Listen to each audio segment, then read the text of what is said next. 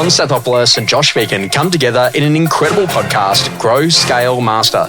An energetic approach to drive progress, master skills, build strengths and put the strategy back into rapid business and personal success. Backed by real-world experience in rapid scaling to playing the long-term game of business, it's the story of all the lessons learned on the journey to mastery. Be inspired, renew your energy and chase the future with Grow, Scale, Master. Con, have you ever felt the pressure to perform? Every day. I just thought that was a great title just to get you to start thinking about things.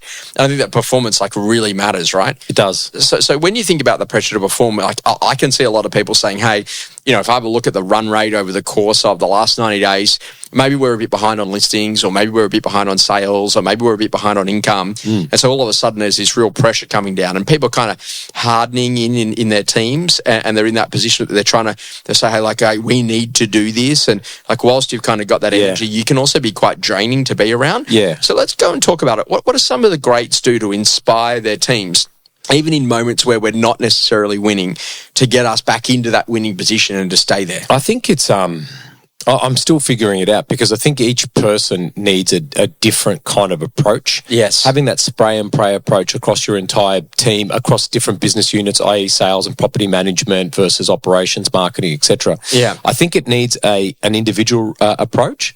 And I think a lot of people, particularly this time, we're 40% of the year through, the calendar year through, right? Mm-hmm. And there has been a lot of change, a lot of kind of turbulence amongst our market. But I think for us is actually connecting people back to vision, their personal vision, the business vision, their why are we doing this? And I think the more, they say that there's that saying, pressure is a privilege. I mean, yes and no. If it's harnessed in the right way and you've got the ability to be able to use that as motivation, fantastic. But I look at the pressure and go, well, what is the real pressure? Is the pressure to be able to make ends meet? Is it the pressure at home? Is it the pressure of, self-performance? So let's start getting through to the core, and then we can address how we deal with pressure. I think the big thing about it is that, literally, when you're going to go and inspire a team, people need better direction and workflow on what to do. So if you have only been in real estate for 5 years, you've probably experienced in most markets that it's absolutely been the wind behind you and things have absolutely been pretty amazing. Yep. What you have noticed that literally, if you've worked in other markets, for example, like Palm Beach, maybe Mittagong Barrel, maybe, for example, Daylesford, any of these holiday type markets, you've been in hellfire from about 22 through until 24. Yep. And the reason for that is that ultimately discretionary spending, at home not doing that, X, Y, Z. Yes. But the interesting thing is that literally to inspire a team, you've got to give them clarity on what to do given the conditions of the day. So I'd say that the first thing that you should add at the start of every sales meeting is what's our forecast? Yep. So what's the forecasted conditions? And that might be a quick review of how we when it opens on the weekend, auction clearance rates, what's happening to buy numbers, what's happening to the first week, what the differences between the original listing price versus sale prices are in your marketplace, the amount of listings on board, the properties that are actually selling. But then also in addition to that, saying, okay, great, but this is now what we do. So I want you to think about literally how you go to rely on your team. And the last thing you want to do is burn out a team member because you're deflecting from you not getting a result. Yes. And I think that literally for the EAs, the ops managers sitting inside of these teams, they've got these agents that are bristling. And I think that, rather than do it on your own, you're better to invite them into the tent. 100%. So say, Con, we're not where we need to be. Obviously, we've got to get a couple more listings, got to get a couple more sales to get back out in front to make sure that we're at our pacing line. What do you think that we could do? Who do you think that we should go after?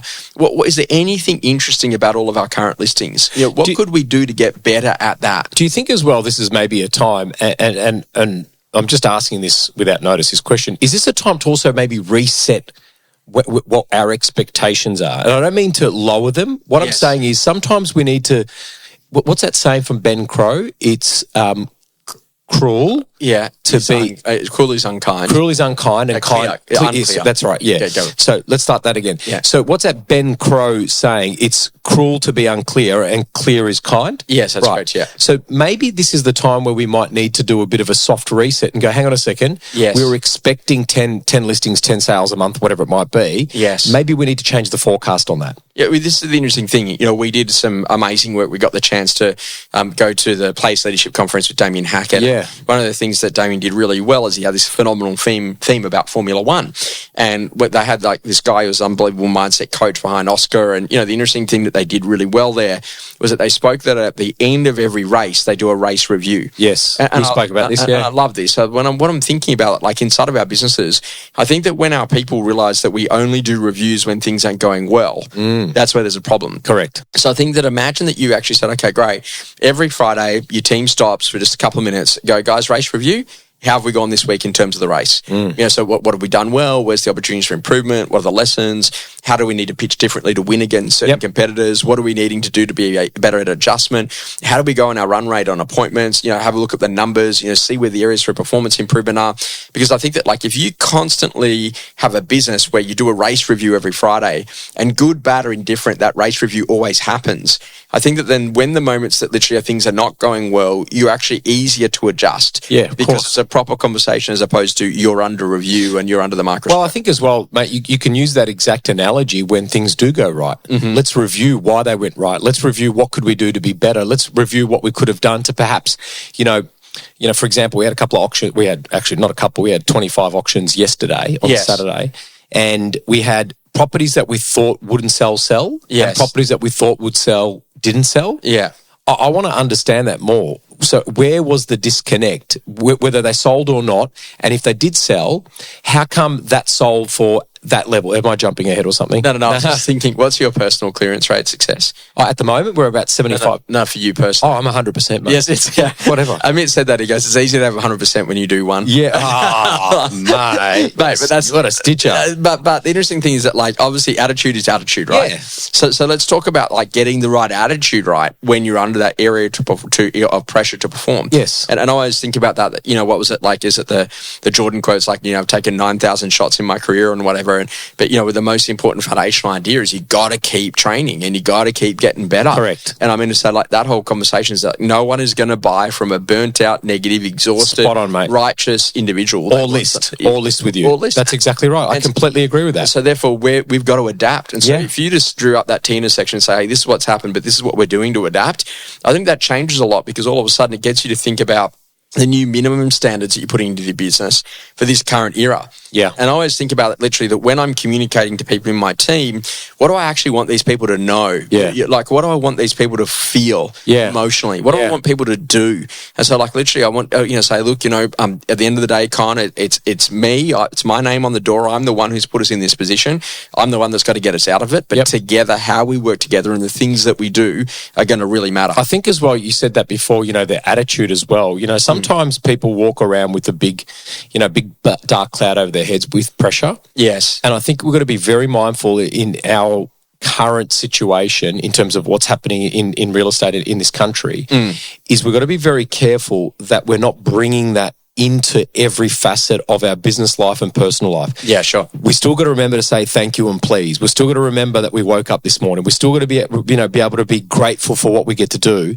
And I think the immense strain that I'm seeing in businesses, business leaders, and I'm seeing with agents as well, let's be kind to each other, or be kind to ourselves. Yeah, it costs no more to give a high five to someone on the way in. It costs no more to be nice. It costs no more to say, hey, would you like me to get you a quick coffee? Yeah, exactly. And that whole conversation about, putting in, and like you don't have to go to Rockpool for dinner, but you can go down to the local Cheap and Cheerful and just have a nice little dinner with your team early one night, to go to make those things happen. Spot on. And I love this idea that everyone has a role and everyone's role matters. Absolutely, mate. So what I got to think about it is that drivers are out on the track driving, pit crew, stay in that position. Correct. Now, how long do you reckon the shortest tyre change is in Formula One? I think I've seen this. Is it like 3.9 seconds, 4.9 seconds? It's like under a second. It's crazy. Oh, wow, that fast. Do you know what the longest one is? What's that? 36 hours. This is a true story. So what the guy actually did is that when he went to go and do it, the machine didn't grip correctly. It caused an issue with the bolt, and it was unable to get off. So they had to ship the car back to the UK to actually have it engineered to be taken off the steering column. Wow. So the interesting conversation is that when they did the race review, everyone said, okay, great, what's the opportunity here? don't do 36-hour changes. Yeah. and I kind of love this. Like, there's a great old school saying that literally long days on market is the enemy of high performance agents. It is. And it's also the enemy on great price. Yes, and energy. And so therefore it's really, really important to make sure that you've got an engineered process around what it is that you're actually doing. Yeah, I agree with that. Experiences that rapidly shaped you. Con, this is a great one about, find out what works and then go and do more of that. And this is the interesting is that, like, you got to try to understand what's actually happening. And I think that you got to leverage your talent and skill, but don't scale your insecurities.